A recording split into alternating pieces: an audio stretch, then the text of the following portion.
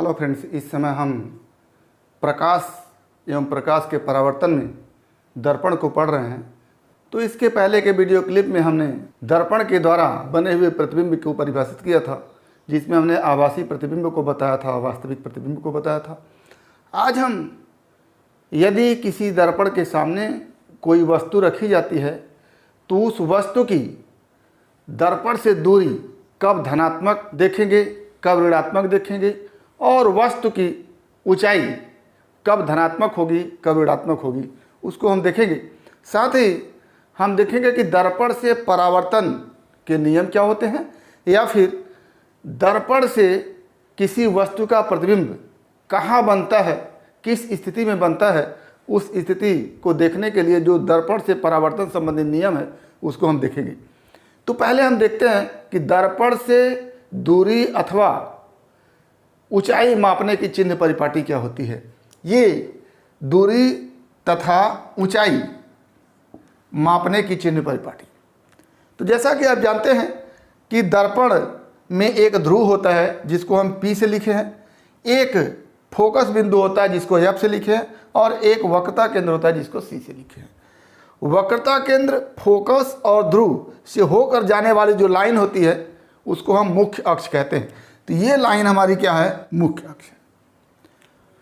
ये मुख्य अक्ष है, ये ध्रुव से होकर जाने वाला एक लंब है इस मुख्य अक्ष पर। ये मुख्य अक्ष है और ये मुख्य अक्ष पर लंब है। इसी कटान बिंदु पर हमने दर्पण के ध्रुव को रखा। ये हमारा अवतल दर्पण है, उसके ध्रुव को इस कटान बिंदु पर रखा, और ये उत्तल दर्पण है, इसके ध्रुव को हमने इस मुख्य अक्ष और इस पर लंब के कटान बिंदु पर रखा। अब इस ध्रुव से यदि दूरी को हम बाएं तरफ मापते हैं, दूरी को यदि इधर की तरफ मापते हैं बाएं तरफ, तो ये दूरी हमेशा क्या होती है, ऋणात्मक होती है। और इस ध्रुव से दाहिने तरफ की दूरी को मापें तो ये हमेशा क्या होती है, धनात्मक होती है। इस ध्रुव से जब बाएं तरफ की दूरी को मापेंगे तो वो ऋणात्मक दूरी मानी जाएगी, और दाहिने तरफ की दूरी को मापेंगे तो धनात्मक दूरी मानी जाएगी। अब चूंकि दर्पण का ये परावर्तक पृष्ठ है तो इसी पृष्ठ के सामने ही वस्तु को रखते हैं। तो जब परावर्तक पृष्ठ के सामने वस्तु को रखेंगे तो वस्तु बाएं तरफ होगी, और वस्तु मान लीजिए यहाँ पर रखी गई है तो ये दूरी जो मापेंगे हम ऋणात्मक मापेंगे, और वस्तु की दूरी को U से लिखते हैं, U से व्यक्त करते हैं। तो जब वस्तु की दूरी इस ध्रुव से बाएं तरफ मापेंगे और उसको U से लिखेंगे तो U हमेशा क्या होगा, ऋणात्मक होगा। U हमेशा ऋणात्मक होगा, यानी वस्तु की दर्पण से जो दूरी U होगी वो U हमेशा क्या होगी, ऋणात्मक होगी। अब यदि दर्पण के पीछे प्रतिबिंब बनता है तो चूंकि अगर यहाँ पर प्रतिबिंब बन गया हमारा इस तरह से, तो यहाँ से दूरी प्रतिबिंब क्या, धनात्मक मापेंगे, और प्रतिबिंब की दर्पण से दूरी जो होती है उसको V से लिखते हैं। तो V क्या होगा, अगर इधर की तरफ होगा प्रतिबिंब तो धनात्मक होगा, और इधर की तरफ होगा तो ऋणात्मक होगा। तो क्या हो गया, प्रतिबिंब की दूरी V से व्यक्त करते हैं। तो ये हम प्रतिबिंब की स्थिति को देख करके बताएंगे कि प्रतिबिंब यदि इस दर्पण के पीछे बन रहा है या ध्रुव के दाहिने तरफ बन रहा है तो उसको पॉजिटिव लिखेंगे, और यदि दर्पण के सामने बन रहा है या ध्रुव के बाएं तरफ बन रहा है तो उसको ऋणात्मक लिखेंगे। ये तो हो गई वस्तु की दूरी दर्पण से, प्रतिबिंब की दूरी दर्पण से।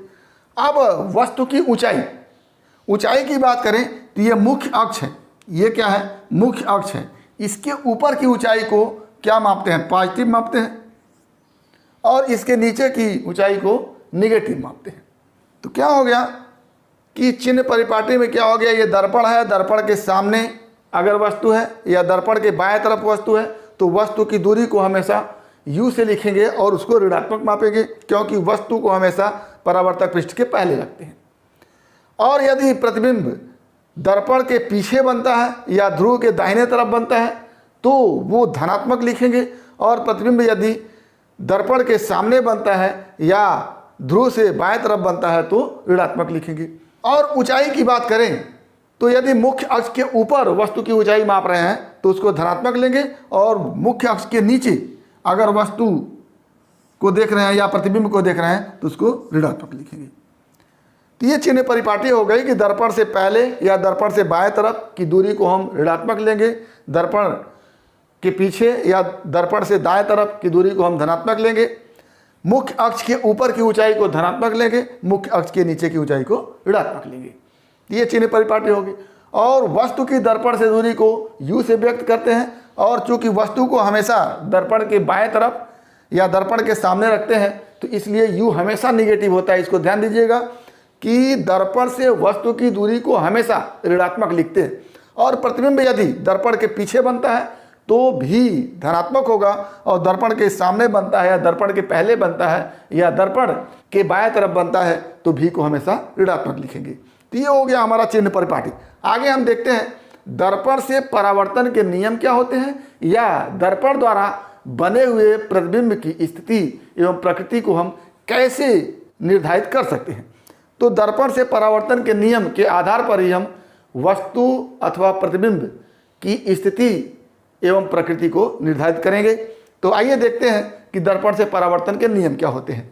तो ये हमारे दर्पण बने हुए हैं। ये अवतल दर्पण है, ये उत्तल दर्पण है, ये फिर अवतल दर्पण, ये फिर उत्तल दर्पण है, ये अवतल दर्पण है, ये उत्तल दर्पण है। तो ये चित्र दर्पण से परावर्तन संबंधित नियम को स्पष्ट करने के लिए हमने बनाया है।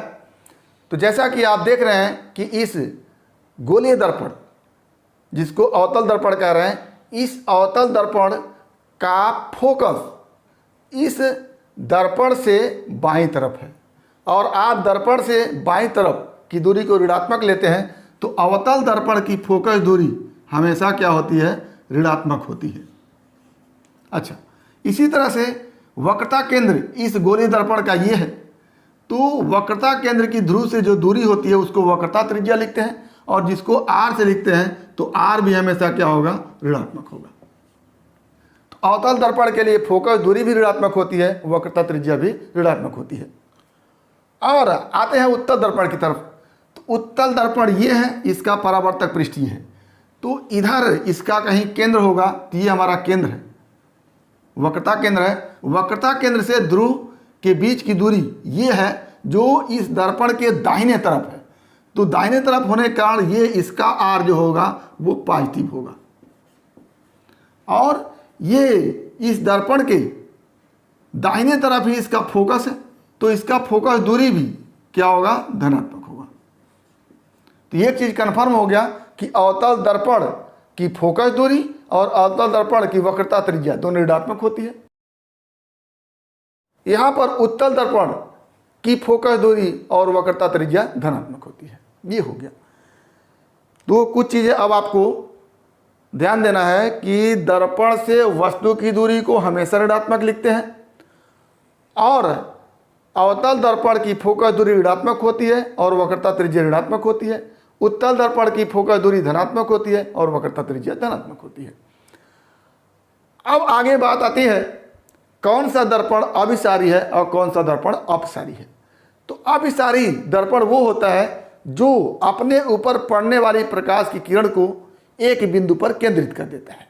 जैसे ये ढेर सारी प्रकाश की किरण इस तरह से इस अवतल दर्पण पर पड़ रही है, और परावर्तन के पश्चात देखिएगा, परावर्तन के पश्चात ये प्रकाश की किरण ऐसे चली और परावर्तन के पश्चात यह पर चली गई, ये भी प्रकाश की किरण चली, परावर्तन के पश्चात यह पर चली गई। सारी आपतित प्रकाश की किरणें परावर्तन के पश्चात एक बिंदु पर केंद्रित हो जा रही है। यानी ब्रॉड एरिया से, ज़्यादा क्षेत्र से प्रकाश की किरण ऐसे चल रही हैं और आकर के एक बिंदु पर केंद्रित हो जा रही है। इसलिए अवतल दर्पण को अभिसारी दर्पण भी कहते हैं, क्योंकि ये ज़्यादा क्षेत्र के प्रकाश को परावर्तित करके एक बिंदु पर केंद्रित कर देती है। और यहाँ उत्तल दर्पण की बात करते हैं, तो ये आपतित ढेर सारी प्रकाश की किरण है। ये प्रकाश की किरण आपतित है, ये प्रकाश की किरण आपतित है, ये प्रकाश की किरण आपतित है, ये प्रकाश की किरण आपतित है। और परावर्तन के पश्चात ये देखिए इधर की तरफ जा रही है, ये इधर की तरफ जा रही है, ये इधर की तरफ जा रही है, ये इधर की तरफ जा रही है। तो सारी परावर्तित किरणें देखिए आप, ये ज़्यादा देर एरिया में फैल रही हैं। यानी छोटे से एरिया में छोटे से एरिया में प्रकाश की किरण चल रही थी और ये ज़्यादा एरिया में फैल रही है, यानी उत्तल दर्पण अपने ऊपर आपतित प्रकाश की किरण को फैलाता है, अपसरित करता है, इसलिए इसको अपसारी दर्पण कहते हैं। तो ये हो गया हमारा कि क्यों अवतल दर्पण को अभिसारी दर्पण कहते हैं। क्योंकि ये ज़्यादा एरिया के प्रकाश की किरण को केंद्रित करके एक बिंदु पर कर देती है।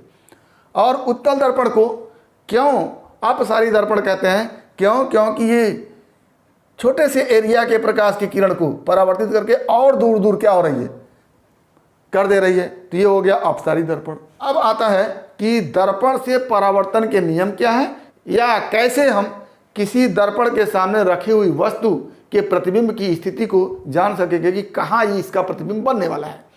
तो पहला इसमें नियम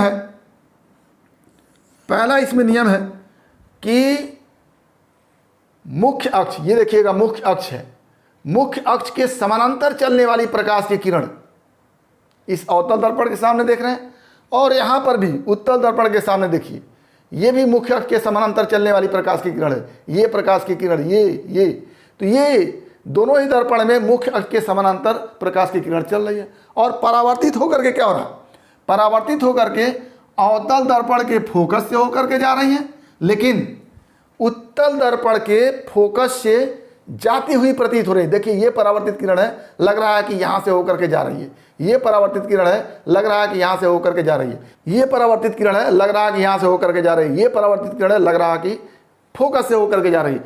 कुल मिलाकर के हम कहेंगे कि मुख्य अक्ष के समानांतर चलने वाली प्रकाश की किरण अवतल दर्पण से परावर्तित होने के बाद फोकस से होकर के जाती है, और उत्तल दर्पण से परावर्तित होने के बाद फोकस से होकर जाती हुई प्रतीत होती है। तो ये पहला नियम हो गया कि मुख्य अक्ष के समानांतर चलने वाली प्रकाश किरण अवतल दर्पण से परावर्तन के पश्चात मुख्य फोकस से होकर जाती है।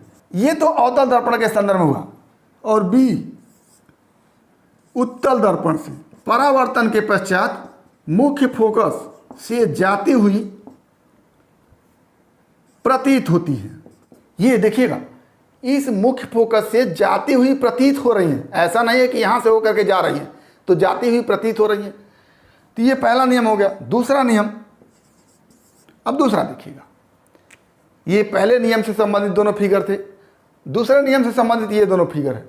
अब देखिएगा यहाँ पर मुख्य फोकस से ये प्रकाश की किरण जा रही है, ये प्रकाश की किरण जा रही है, ये प्रकाश की किरण जा रही है, ये प्रकाश की किरण जा रही है। और परावर्तन के पश्चात देखिए, ये प्रकाश की किरण ऐसे परावर्तित होकर निकल रही है, ये प्रकाश की किरण ऐसे परावर्तित होकर के निकल रही है, ये प्रकाश की किरण ऐसे परावर्तित होकर के निकल रही है, और ये प्रकाश की किरण ऐसे परावर्तित होकर निकले। तो ये जो सारी परावर्तित किरणें हैं, नंबर 1, 2, 3 और 4, सभी परावर्तित किरणें जो हैं वो एक दूसरे के समानांतर हो जा रही हैं। तो पहला अवतल दर्पण के संदर्भ में कहेंगे कि मुख्य फोकस से होकर जाने वाली प्रकाश की किरण परावर्तन के पश्चात मुख्य अक्ष के समानांतर हो जाती है। और इसी को उत्तल दर्पण में क्या कहेंगे कि देखिएगा, ये प्रकाश की किरण फोकस की ओर जाती हुई प्रतीत हो रही है, ये प्रकाश की किरण फोकस की ओर जाती हुई प्रतीत हो रही है, ये प्रकाश की किरण फोकस की ओर जाती हुई प्रतीत हो रही है, और ये भी प्रकाश की किरण फोकस की ओर जाती हुई प्रतीत हो रही है। लेकिन सारी प्रकाश की किरणें परावर्तन के पश्चात ये नंबर 1, दूसरी परावर्तन के पश्चात ये निकल गई नंबर 2, तीसरी परावर्तन के पश्चात ये निकल गई नंबर 3, और चौथी परावर्तन के पश्चात ये निकल गई नंबर 4। तो ये चारों परावर्तित किरणें आप क्या देख रहे हैं, मुख्य अक्ष के समानांतर हो जा रही है। तो अवतल दर्पण में क्या हुआ कि मुख्य फोकस से चलने वाली प्रकाश की किरण अवतल दर्पण से परावर्तन के पश्चात मुख्य अक्ष के समानांतर हो जाती है। और यहां पर क्या कहेंगे कि मुख्य फोकस की ओर जाने वाली प्रकाश की किरण, मुख्य फोकस की ओर जाने वाली प्रकाश की किरण परावर्तन के पश्चात मुख्य अक्ष के समानांतर हो जाती है। तो दूसरा नियम हो गया कि अवतल दर्पण के फोकस से होकर जाने वाली प्रकाश किरणें दर्पण से परावर्तन के पश्चात मुख्य अक्ष के समानांतर हो जाती है। ये दूसरा में हम 1 है लेते हैं इसको, और बी में क्या हो जाएगा कि उत्तल दर्पण के फोकस की ओर जाती प्रतीत होने वाली प्रकाश की किरण, क्या लिखेंगे कि उत्तल दर्पण के मुख्य फोकस की ओर जाने वाली प्रकाश किरण दर्पण से परावर्तन के पश्चात मुख्य अक्ष के समानांतर हो जाती है। तो क्या हो गया कि अवतल दर्पण में फोकस से होकर जाने वाली प्रकाश की किरणें परावर्तन के पश्चात मुख्य अक्ष के समानांतर हो जाती हैं। इसमें क्या हो गया, फोकस की ओर जाती प्रतीत होने वाली प्रकाश की किरणें दर्पण से परावर्तन के पश्चात मुख्य अक्ष के समानांतर हो जाती हैं। तो दूसरे में ए और बी दो पार्ट हो गया। अब तीसरा नियम देखते हैं। तीसरा नियम में आप देखिए कि ये अवतल दर्पण है, अवतल दर्पण का ये वक्रता केंद्र है सी। तो ये प्रकाश की किरण वक्रता केंद्र से होकर के जा रही है और परावर्तन के पश्चात वापस उसी मार्ग पर आ जा रही है। और यहाँ पर देखिएगा ये भी वक्रता केंद्र की ओर जा रही है, लेकिन परावर्तन के पश्चात उसी मार्ग पर वापस चली जा रही है। तो दोनों ही दर्पणों में, चाहे अवतल दर्पण ले चाहे उत्तल दर्पण ले, वक्रता केंद्र से जाने वाली प्रकाश की किरण या वक्रता केंद्र की ओर जाने वाली प्रकाश की किरण परावर्तन के पश्चात अपने मार्ग पर वापस चली जाती है। क्या हो जाएगा कि वक्रता केंद्र से जाने वाली, ये किसमें है, अवतल दर्पण में, या वक्रता केंद्र की ओर जाने वाली प्रकाश किरण दर्पण से परावर्तन के पश्चात अपने मार्ग पर वापस चली जाती है। ये हमारा दर्पण से परावर्तन संबंधित है। 3 नियम हुए। पहला कि मुख्य अक्ष के समानांतर चलने वाली प्रकाश की किरण दर्पण से परावर्तन के पश्चात या तो फोकस से होकर के जाती है अवतल दर्पण में, या फोकस से होकर आती हुई प्रतीत होती है उत्तल दर्पण में। दूसरा नियम है कि फोकस से होकर जाने वाली प्रकाश की किरण अवतल दर्पण में और फोकस की ओर जाने वाली प्रकाश की किरण उत्तल दर्पण में परावर्तन के पश्चात मुख्य अक्ष के समानांतर हो जाती है। तीसरा नियम है कि वक्रता केंद्र से होकर जाने वाली प्रकाश की किरण या वक्रता केंद्र की ओर जाने वाली प्रकाश की किरण दर्पण से परावर्तन के पश्चात अपने मार्ग पर वापस चली जाती है। तो ये हमारा दर्पण से परावर्तन संबंधी 3 ठो नियम रहे।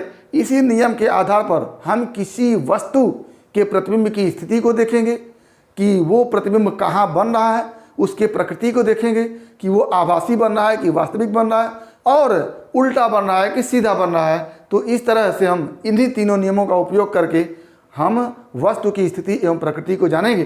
तो आज हम दर्पण के संदर्भ में देखें कि दर्पण से दूरी मापने की चिन्ह परिपाटी क्या है। वो कि दर्पण के सामने अगर वस्तु रखी है तो उसकी दूरी को ऋणात्मक नापते हैं, और चूंकि हमेशा दर्पण के सामने ही वस्तु रखी जाती है इसलिए वस्तु की दर्पण से दूरी u को हमेशा ऋणात्मक मापते हैं। और प्रतिबिंब यदि दर्पण के पीछे बन रहा है तो उसकी दूरी को धनात्मक लेंगे, और दर्पण के सामने ही बन जा रहा है तो उसकी दूरी को ऋणात्मक लेंगे। और वस्तु की ऊंचाई यदि मुख्य अक्ष के ऊपर वस्तु है या प्रतिबिंब है तो उसकी ऊंचाई को धनात्मक लेंगे, यदि मुख्य अक्ष के नीचे वस्तु अथवा प्रतिबिंब है तो ऋणात्मक लेंगे। उत्तल दर्पण एवं अवतल दर्पण को क्रमशः अपसारी एवं अभिसारी क्यों कहते हैं। अवतल दर्पण अपने ऊपर पड़ने वाली प्रकाश की किरण को एक बिंदु पर केंद्रित कर देता है, इसलिए इसको अभिसारी कहते हैं। और उत्तल दर्पण अपने ऊपर पड़ने वाली प्रकाश की किरण को और ज़्यादा अपसरित कर देता है, फैला देता है, इसलिए उत्तल दर्पण को अपसारी दर्पण कहते हैं। तो इस तरह से हमने दर्पण से संबंधित चिन्ह परिपाटी को देखा, दर्पण से परावर्तन संबंधित 3 नियमों को देखा, उत्तल दर्पण एवं अवतल दर्पण को क्यों अपसारी एवं अभिसारी दर्पण कहते हैं उसको देखा। उम्मीद करते हैं कि टॉपिक आपको समझ में आया होगा। अगर इसमें किसी प्रकार की समस्या है तो आप हमारे YouTube चैनल के कमेंट बॉक्स में कमेंट करके अपनी समस्या का समाधान करेंगे। और यदि वीडियो क्लिप पसंद आए तो प्लीज़ लाइक करेंगे, शेयर करेंगे, साथ ही हमारे YouTube चैनल को सब्सक्राइब अवश्य करेंगे ताकि इस तरह के वीडियो क्लिप का नोटिफिकेशन आपको मिलता रहे और आपके साइंस की मुकम्मल तैयारी होती रहे। तो आज बस इतना ही। अगला टॉपिक अगले वीडियो क्लिप में एक बार फिर आपके भविष्य के लिए बेस्ट ऑफ लक। धन्यवाद।